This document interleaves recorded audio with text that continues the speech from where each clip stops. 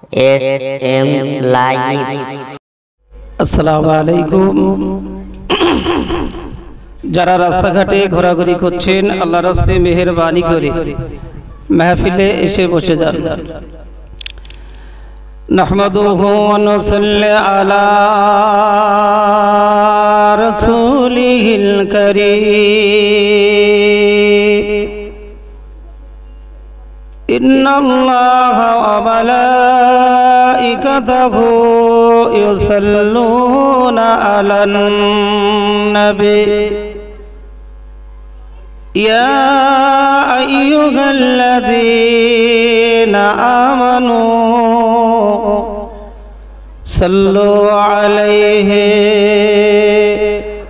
ওয়া সাল্লিমু তাসলিমা। আল্লাহুম্মা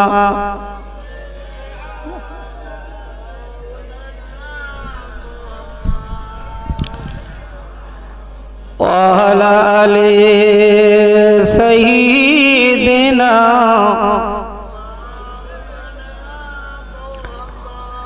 একদিন তোমারি নাম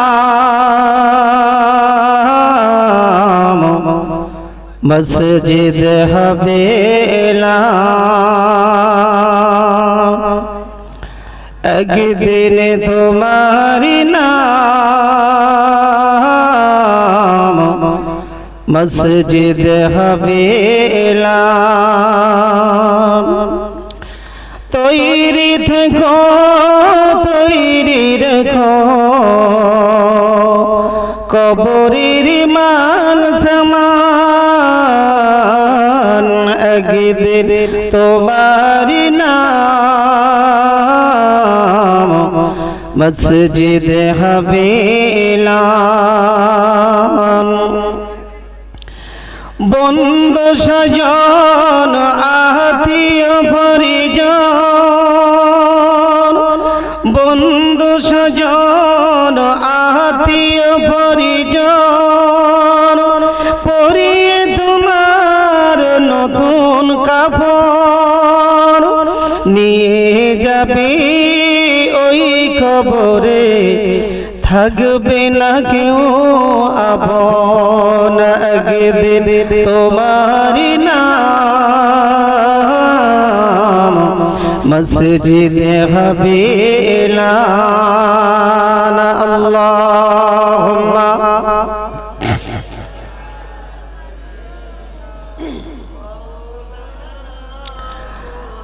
ওয়া আলা আলি সাইয়্যিদিনা।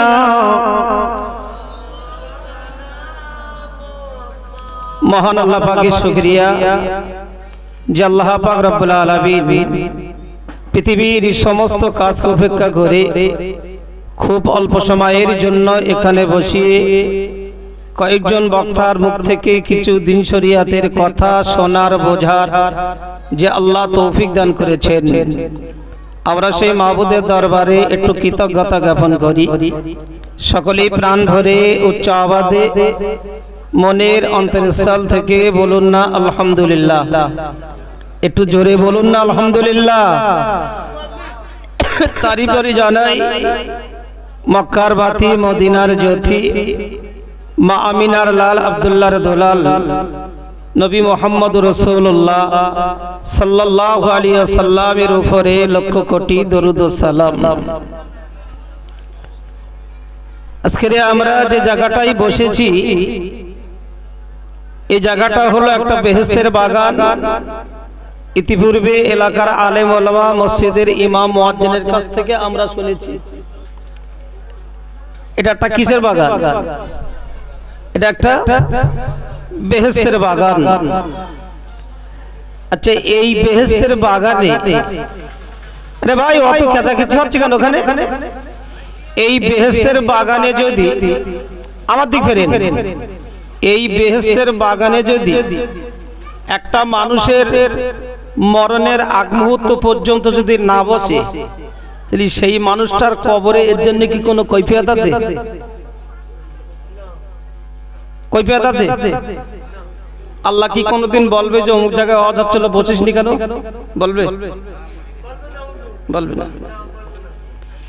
কিন্তু এর ভেতরে যারা বসে আছে, যাদের মসজিদের সঙ্গে সম্পর্ক নেই, নামাজের সঙ্গে সম্পর্ক নেই, যারা এই মাগরিবের নামাজ পড়িনি, এশার নামাজও পড়িনি, অথচ এই জায়গাটায় মহব্বত করে, এর জন্য কি খোদার দরবারে কোনো কৈফিয়ত আছে? কৈফিয়ত নেই। আপনি তো মুফতির মতো বলছেন। ও তাহলে চুপ। তাহলে ভাবতে হবে যে এই জায়গাটাই আজরাইলের সাক্ষাৎ হবার পূর্ব পর্যন্ত যদি কোনো মানুষ জলসার মেহফিলে না বসে তাহলে এর জন্য কৈফিয়ত হবে না। কিন্তু যে মানুষটা এখন জলসায় বসে আছে, যে মানুষটা এশার নামাজ পড়লো না, মাগরিবের নামাজ পড়লো না, এর জন্য কোনো কৈফিয়ত হবে? কৈফিয়ত। পৃথিবীতে আল্লাহর সন্তুষ্টি করার জন্য যত প্রকারের ইবাদত আছে, সমস্ত ইবাদতের মাথা কি? সমস্ত ইবাদতের মাথা হলো নামাজ। বিশ্বনবী জনাবে মুহাম্মদ রাসূলুল্লাহ তিনি মক্কা থেকে হিজরত করে মদিনায় গিয়েছিলেন এবং মদিনায় তিনি হিজরত করে সাহাবীদের কাছ থেকে, জনগণের কাছ থেকে অর্থ তুলে তিনি একটা মসজিদ তৈরি করেছিলেন। মসজিদটার নাম কি?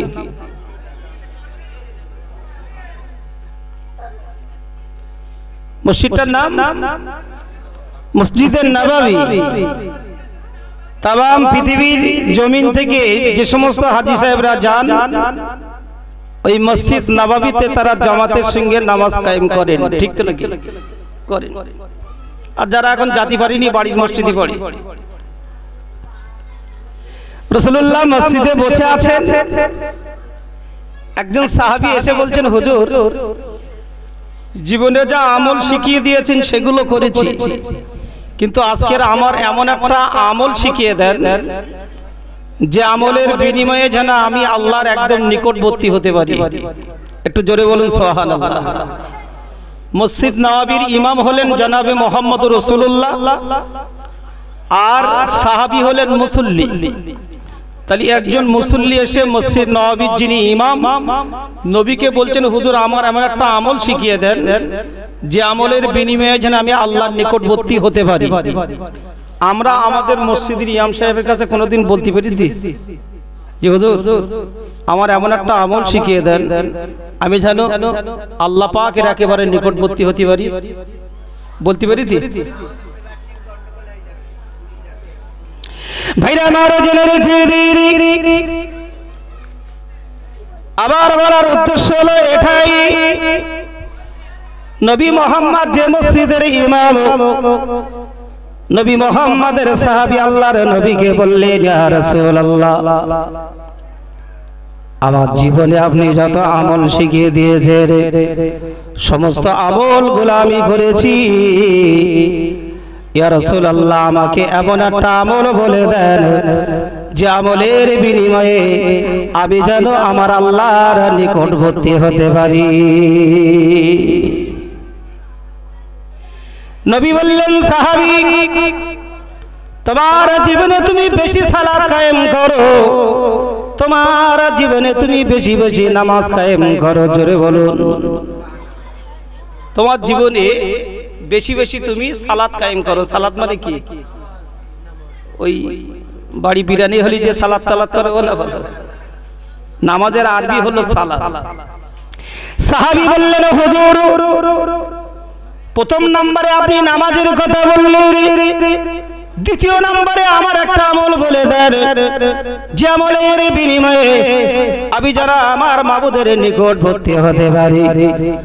রাসূলুল্লাহ দ্বিতীয় নম্বরে বললেন সালাত, একবার জোরে বলুন সুবহানাল্লাহ। সাহাবী তৃতীয় নম্বরে বললেন হুজুর তৃতীয় নম্বরে আমার একটা আমল বলে দেন, যে আমলের বিনিময়ে আমি যেন আমার মাবুদের নিকটবর্তী হতে পারি।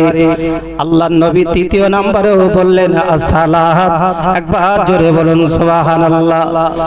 সাহাবী চতুর্থ নম্বরে জিজ্ঞাসা করলেন হুজুর চতুর্থ নাম্বার কি? আল্লাহর নবী বললেন আজ-জিহাদু ফি সাবিলিল্লাহ। ও আমার সাহাবী, তোমার জীবনে তুমি আল্লাহর রাস্তায় জিহাদ করা, একবার জোরে বলুন সুবহানাল্লাহ। সাহাবী রাসূলকে তিনবার জিজ্ঞাসা করলেন হুজুর আমার এমন একটা আমল বলে দেন যে আমলের বিনিময়ে আমি যেন আল্লাহর নিকটবর্তী হতে পারি। তিনবারই আল্লাহর নবী বললেন as-সালাত, তোমার জীবনে তুমি নামাজ কায়েম করো, একবার জোরে বলুন সুবহানাল্লাহ। আর আজকে আমরা মুসলমান সেই নামাজ থেকে গাফিল, ঠিক তো নাকি? নামাজ থেকে গাফিল। ভাইরা আমার জেনে রেখে কিতাবের একটা নাম বলে যাই, কিতাবটা কিনে একটাবার পড়বেন। ফুরফুরা সাইফুদ্দিন হুজুর কিবলা যিনি আমাদের কাছ থেকে বিদায় নিয়ে পরজগতের বাসিন্দা বেনে গেছে, হুজুরের একটা কিতাব লিখেছে, ওই কিতাবটার নাম হলো আকায়েদে মাসাইল। বইটার নাম কি? আকায়েদে মাসাইল।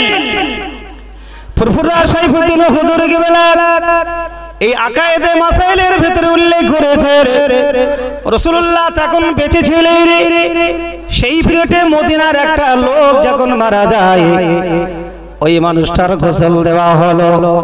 ওই মানুষটার গোসল দেওয়ার পরে তার গায়ে কাফনের কাপড় জড়িয়ে তাকে যখন খাটিয়ার উপরে রাখা হলো, রাসূলুল্লাহ যখন মদিনার ওই মানুষটা যখন জানাজা পড়াতে যাবেন, প্রথম তাকবীর যখন দিতে যাবেন, প্রথম তাকবীর দেবার পূর্ব মুহূর্তে দেখলেন যে মানুষটা জানাজা পড়ানোর জন্য রাসূল তৈরি হয়েছে, ওই মানুষটার কাফনের কাপড়ের ভিতর থেকে একটা নড়ার আওয়াজ আসছে।